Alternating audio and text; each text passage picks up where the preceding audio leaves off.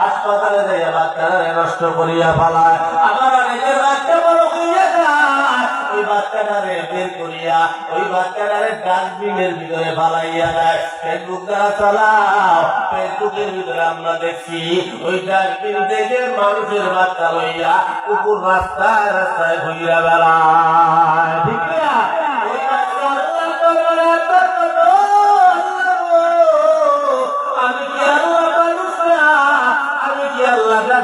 মানুষ ছিলাম, আমি কি কুকুরের মুখের খাবার ছিলাম?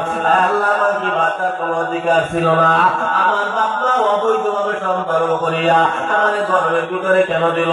আমি তো ওর গর্বে জোর কইরা যাই নাই, ভালো কথা। আবার আমার কেন ডাস্টবিনে বানাইল? আমার কেন কুকুরের মুখের খাবার বানাইল?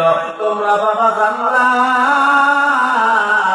এই মানুষটারে মাইরা, এই নবজাত সন্তানটারে মাইরা কালকে আমাদের ময়দানে তুমি জান্নাত কামাই করবা, কোনদিনও সম্ভব হবে না।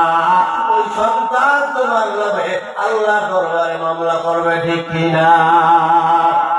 সন্তান বলে 10 মিনিটের আবেগে মাগো 5 মিনিটের মন, কে তুমি মা দেখতে দিলা না এই পৃথিবীর মুখ?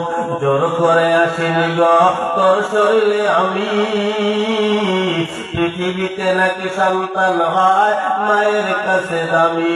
তবে কেন সেদের বলে আমার পেটে নিলা, সুখের শেষে কেটে ছেড়ে আমার ফেলে দিলা। একদিন তুমি আমার কাছে আসবে ঠিকই মাগো, কি বলবে আল্লাহর কাছে জমা করে রাখো। আমি তো বেঁচে গেছি, আমি তো বেঁচে গেছি, বেঁচে গেল মান। লোকে বলতো বলে অবৈধ সন্তান, একটু অবৈধ সুখ পেতে মাগো আমার পেটে দিলে, কলঙ্কের ভয়ে তুমি আমার চুলে ফেলে দিলে।